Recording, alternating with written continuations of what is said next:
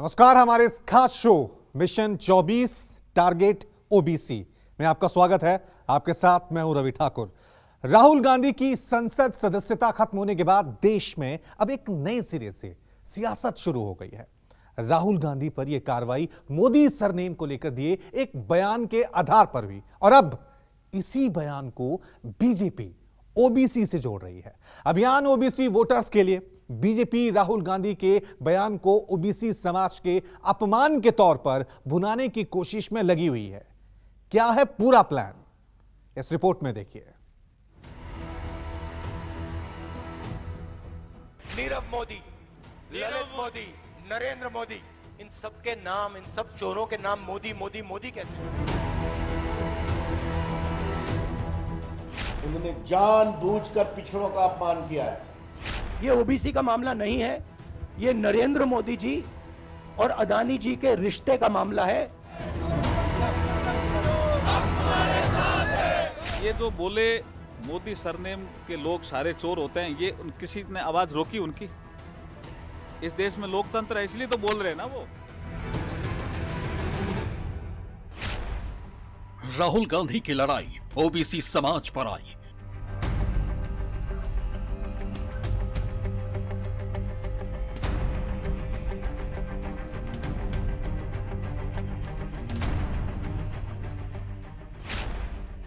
Modi surname पर बयान, पिछड़ी जातियों का अपमान।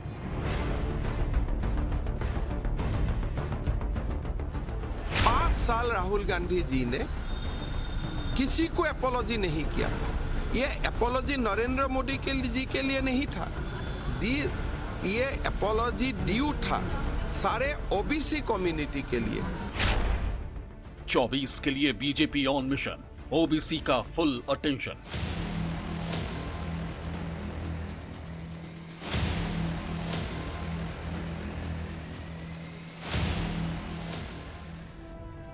सियासत में एक बयान की क्या कीमत होती है, वो इस वक्त कांग्रेस और उनके नेता राहुल गांधी बखूबी समझ रहे होंगे। एक ऐसा बयान जिसने राहुल गांधी को आपराधिक मुजरिम बना दिया। एक बयान ने राहुल की संसद सदस्यता छीन ली। उस बयान को लेकर मिली सजा के बाद राहुल पर अब अगले 8 साल यानी 2031 तक के चुनाव न लड़ने का खतरा मंडरा रहा है। यहां तक कि राहुल से वोट का अधिकार भी छीन सकता है। लेकिन राहुल गांधी की मुश्किलें यहीं कम होने वाली नहीं। कानूनी पचड़ों में फंसे राहुल गांधी के खिलाफ सत्ताधारी बीजेपी ने मोर्चा खोल दिया है। मुद्दा बनाया है पिछड़ी जातियों का, ओबीसी के अपमान का। शुरुआत खुद पार्टी के राष्ट्रीय अध्यक्ष जेपी नड्डा ने की। नड्डा ने कहा, सूरत कोर्ट ने राहुल को ओबीसी समाज के प्रति उनके आपत्तिजनक बयान के लिए सजा सुनाई है, परंतु राहुल और कांग्रेस पार्टी अभी भी अपने अहंकार के चलते लगातार अपने बयान पर अड़े और निरंतर ओबीसी समाज की भावनाओं को आहत कर रहे हैं। पूरा ओबीसी समाज प्रजातांत्रिक ढंग से राहुल से इस अपमान का बदला लेगा। राहुल गांधी का अहंकार बहुत बड़ा और समझ बहुत छोटी है। अपने राजनीतिक लाभ के लिए उन्होंने पूरे ओबीसी समाज का अपमान किया, उन्हें चोर कहा। समाज और कोर्ट के द्वारा बार बार समझाने और माफी मांगने के विकल्प को भी उन्होंने नजरअंदाज किया और लगातार ओबीसी समाज की भावना को ठेस पहुंचाई। फिर क्या था, बीजेपी के तमाम दिग्गज नेता मैदान में आ गए और राहुल गांधी को ओबीसी विरोधी बताते हुए आरोपों की बौछार कर दी। उन्होंने क्या कहा था, ये सारे मोदी चोर क्यों होते हैं? मोदी बिहार, पूर्वी भारत, पश्चिम भारत में पिछड़े और अति पिछड़े समाज से आते हैं, सबसे बड़ी संख्या में। तो श्रीमान राहुल गांधी ने पिछड़े समाज का अपमान किया था पब्लिक मीटिंग में। आलोचना करने का अधिकार है, गाली देने का अधिकार नहीं है। ये जो बोले मोदी सरनेम के लोग सारे चोर होते हैं, ये किसी ने आवाज रोकी उनकी? इस देश में लोकतंत्र है, इसलिए तो बोल रहे हैं ना वो। लेकिन सोच समझ के बोलना पड़ेगा। आप किसी को गाली नहीं दे सकते। और सबसे ज्यादा नरेंद्र मोदी के खिलाफ बोल रहे हैं, फिर भी कह रहे हैं आवाज दबाई जा रही है। कौन बोल रहा है जी नरेंद्र मोदी के खिलाफ? सबसे ज्यादा राहुल गांधी जी बोल रहे हैं, लेकिन बोलते समय ध्यान नहीं रख रहे हैं कि कोई परंपराएं भी होती है, सारी जाति चोर नहीं होती है। तो उन्होंने सारी जाति को, ओबीसी समाज को चोर कहा। मोदी सरनेम वालों को तो ओबीसी समाज में आक्रोश आ गया। कोई आदमी कोर्ट में गया, कोर्ट ने फैसला दिया। आपके पास जो ऑप्शन है उसके तहत कार्रवाई करो। आप कोर्ट को भी नहीं मानोगे तो लोकतंत्र को नहीं मानने वाली कांग्रेस है। 5 साल राहुल गांधी जी ने किसी को एपोलॉजी नहीं किया। ये एपोलॉजी नरेंद्र मोदी जी के लिए नहीं था, ये एपोलॉजी ड्यू था सारे ओबीसी कम्युनिटी के लिए। तो आज भी आप देखिए, कोर्ट वर्डिक्ट का बाद भी तो एपोलॉजी नहीं है। कोर्ट वर्डिक्ट का बाद भी ऐसे लड़ाकू विमान होके बैठा हुआ है कि भाई हम जुडिशियरी से ही फाइट कर लूंगा। आप सोचता है कि आपका प्राइड है, आपका प्रेस्टीज है, आपका अहंकार है, तो हमारे देश का ओबीसी कम्युनिटी का भी तो अहंकार है। बात बयानबाजी और आरोपों से भी आगे निकल चुकी है। बीजेपी ने तो राहुल गांधी के खिलाफ राष्ट्रव्यापी आंदोलन छेड़ने का भी ऐलान कर दिया। राहुल गांधी जी कुछ अगर सोच समझकर बोलते हैं तो भाजपा ये मानती है उन्होंने जानबूझकर पिछड़ों का अपमान किया है और भाजपा इसकी पूरी भर्त्सना करती। और देश भर में हम राहुल गांधी के खिलाफ पिछड़ों के अपमान के लिए जबरदस्त आंदोलन करेंगे भाजपा की ओर से, यह हम कहना चाहते हैं। यानी राहुल गांधी के बयान को ओबीसी समाज के अपमान से जोड़कर बीजेपी अब देश भर में अभियान चलाने वाली है, जिसका जिम्मा बीजेपी ओबीसी मोर्चा को दिया गया है। सूत्रों के मुताबिक बीजेपी का ओबीसी मोर्चा गांव-गांव चलो, घर-घर चलो अभियान शुरू करने जा रहा है।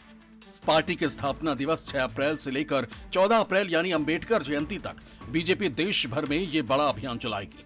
इन 9 दिनों के अभियान में कार्यकर्ताओं के साथ साथ पार्टी के तमाम दिग्गज नेता और मंत्री लोगों के घर घर जाएंगे। पार्टी ने तय किया है कि उनके नेता देश के 1 लाख गांवों में करीब 1 करोड़ घरों तक पहुंचेंगे और लोगों से मोदी सरकार ने 9 साल में ओबीसी समाज के हित में जो फैसले लिए हैं उससे अवगत कराएंगे। इसके साथ ही बीजेपी नेता ओबीसी वोटर्स को ये भी बताएंगे कि कैसे कांग्रेस और दूसरे विपक्षी दल ओबीसी के खिलाफ काम कर रहे हैं। बीजेपी 6 अप्रैल यानी कि पार्टी के स्थापना दिवस से लेकर 14 अप्रैल भीमराव अंबेडकर की जयंती तक गांव-गांव चलो, घर-घर चलो अभियान चलाएगी, जिसके तहत वो 1 लाख गांव में 1 करोड़ परिवार तक पहुंचेगी। इसके पीछे का मकसद ये है कि वो ओबीसी समाज के बीच जाकर केंद्र सरकार ने उनके लिए रिजर्वेशन से लेकर तमाम जितने भी मसले उनके फ़ायदे का काम किया है उसको वो लोगों को बताएगी। लेकिन अब राहुल गांधी का मुद्दा भी इसमें शामिल हो गया है।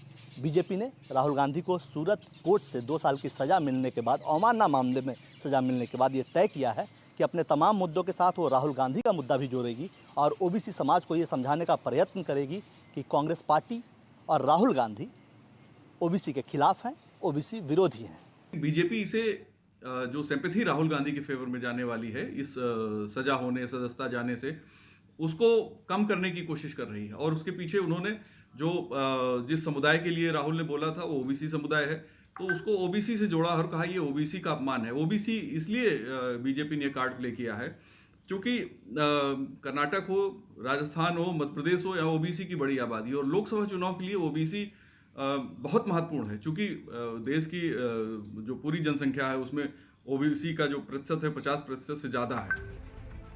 साफ है, राहुल गांधी के बयान को आधार बनाकर बीजेपी ओबीसी तबके में अपनी पैठ और मजबूत करने की कोशिश में है। लेकिन सवाल है क्यों? आखिर ओबीसी वोटर्स पर बीजेपी का खास फोकस क्यों है? तो इसका जवाब है देश में ओबीसी की संख्या। दरअसल लोकसभा की लगभग हर सीट पर 10 से 50% तक वोट ओबीसी तबके के हैं। राहुल गांधी पर जिस मोदी समाज के अपमान का आरोप लगा है, देश में उनकी संख्या तकरीबन 7.5% के करीब है। लोकसभा की करीब 160 सीटें ऐसी हैं जहां बीजेपी या तो कमजोर है या फिर वहां कभी चुनाव नहीं जीती है। ऐसी सीटों पर बीजेपी खास फोकस है जिससे 2024 के चुनाव में 350 का लक्ष्य पूरा किया जा सके। ओबीसी समाज के बीच पैठ बनाने के पीछे बीजेपी की नीयत ये है कि उन्हें ओबीसी समाज का पूरा वोट चाहिए। दरअसल लोकसभा की लगभग हर सीट पे 10% से लेकर 50% वोट ओबीसी का है। लिहाजा ओबीसी वैसे तो बीजेपी के साथ है, लेकिन बीजेपी इस बार चाहती है कि उसके 350 प्लस सीटों का जो सपना है और 50% से अधिक वोट पाने का जो सपना है वो ओबीसी के जरिए सिद्ध हो। और इसी वजह से बीजेपी लगातार ओबीसी समुदाय को रिझाने के लिए तरह तरह के कार्यक्रम चला रही है। 2024 के यदि चुनाव को लेकर के हम फोकस करें तो उसमें एक चीज दिखाई देती है कि जिस तरीके से ओबीसी की आबादी है हिंदुस्तान के अंदर और उसके बाद में उनका वोट बैंक है, और भारतीय जनता पार्टी इसकी बड़ी स्टेक होल्डर्स है। तमाम सारे जो बड़े राज्य हैं उनमें निर्णायक स्थिति में ओबीसी खड़ा हुआ है। उत्तर प्रदेश है, उत्तर प्रदेश के अलावा बिहार है, मध्य प्रदेश है, छत्तीसगढ़ है, राजस्थान है, दूसरे और तमाम सारे राज्य हैं। इसलिए आप ये समझ सकते हैं कि भारतीय जनता पार्टी को जो मेजर वोट शेयर वाले राज्य हैं उनमें यदि जीतना है तो ओबीसी को फोकस करना पड़ेगा। यही वजह है कि बीजेपी हर हाल में देश के तमाम ओबीसी वोटर्स को अपने साथ रखना चाहती है। लेकिन राहुल गांधी की माने तो ये मामला ओबीसी का नहीं बल्कि प्रधानमंत्री मोदी और अदानी से जुड़े रिश्तों का है। 20,000 करोड़ का है, जिसका मुद्दा उन्होंने संसद में उठाया था। मेरी पोजीशन बिल्कुल क्लियर है, ये ओबीसी का मामला नहीं है, ये नरेंद्र मोदी जी और अदानी जी के रिश्ते का मामला है। 20,000 करोड़ रुपए जो अदानी जी को पता नहीं कहां से मिले, उसके बारे में मैं सवाल पूछ रहा हूं और उसका जवाब चाहिए। बीजेपी ध्यान को भड़काने की कोशिश करती है, कभी ओबीसी की बात करेगी, कभी विदेश की बात करेगी, कभी कुछ और बात करेगी, कभी डिस्क्वालिफिकेशन की बात करेगी, मगर सवाल यही है 20,000 करोड़ रुपए, $3 बिलियन किसका था? राहुल को समाजवादी पार्टी के अध्यक्ष अखिलेश यादव का भी साथ मिला है। अखिलेश ने राहुल के बहाने अपना भी दर्द बयां किया और बीजेपी को कटघरे में खड़ा कर दिया। अब जिम्मेदारी कांग्रेस की बनती है कि रीजनल पार्टीज को आगे करें और उनके साथ खड़े हों, जिससे भारतीय जनता पार्टी का मुकाबला किया जा सके। मैं देख रहा हूं कि भारतीय जनता पार्टी के सीनियर नेता से लेकर के जमीनी नेता क्या कह रहे हैं, पिछड़ों का अपमान हो गया। अरे भाई, हमारे घर को, मुख्यमंत्री आवास को गंगा जल से धोया बीजेपी के लोगों ने, तब अपमान नहीं हुआ। अरे भाई, पिछड़ों के घर के आप गंगा जल से धोगे। अब सवाल उठता है कि आखिर बीजेपी राहुल गांधी के बयान को ओबीसी समाज से क्यों जोड़ रही है? तो इसका जवाब है वोट बैंक। बीजेपी को पहले ज्यादातर सवर्ण और शहरी मतदाताओं के वोट मिला करते थे, क्योंकि अलग अलग राज्यों में अलग अलग क्षेत्रों में पिछड़े मतदाताओं की अपनी अलग पार्टियां होती थी और उनके अपने नेता जो उनके वोट लिया करते थे। लेकिन साल 2014 के बाद वोटों का ये गणित बिल्कुल बदल गया। अब ये होने लगा कि भारतीय जनता पार्टी को भी पिछड़े समुदाय से आने वाले लोगों के वोट मिलने शुरू हो गए। बिहार और उत्तर प्रदेश में लालू और अखिलेश भले ही मजबूत यादव समाज से ताल्लुक रखते हैं और उनके नेता होने के नाते उन्हें अपनी जाति विशेष का वोट मिलता रहा, लेकिन उन्हें भी बाकी ओबीसी समाज के वोट लेने में धीरे धीरे दिक्कतें पेश आने लगी हैं और ये वोट अब लगातार भारतीय जनता पार्टी के जद में आने लगा है। आंकड़े भी कुछ इसी ओर इशारा करते हैं। अगर 2019 का चुनाव देखें तो यूपी में बीजेपी को 80% कोयरी कुर्मी मतदाताओं और 72% अन्य ओबीसी मतदाताओं ने वोट दिया था। ओबीसी में ही आने वाले 91% जाट वोट बीजेपी के खाते में गया था। 2021 में जब ओबीसी के लिए संशोधन बिल लाया गया तो उस समय संसद में गतिरोध चल रहा था। बावजूद इसके इस बिल को जब लाया गया तो सभी दल, कांग्रेस समेत सभी दल एक मत होकर के उन्होंने इसको पास कराया और उसके बाद फिर गतिरोध शुरू हो गया। यह आप समझ सकते हैं। उत्तर प्रदेश के चुनाव को नजीर लें तो 51% वोट ओबीसी के भारतीय जनता पार्टी को मिले। यही वजह है कि भारतीय जनता पार्टी जानती है और 2019 के यदि चुनाव के उसको देखें तो 44% ओबीसी मतदाता थे। दरअसल मंडल आयोग की सिफारिश लागू होने के बाद से देश में पिछड़ों का वोट ही सत्ता का सुप्रीम तय करने लगा है।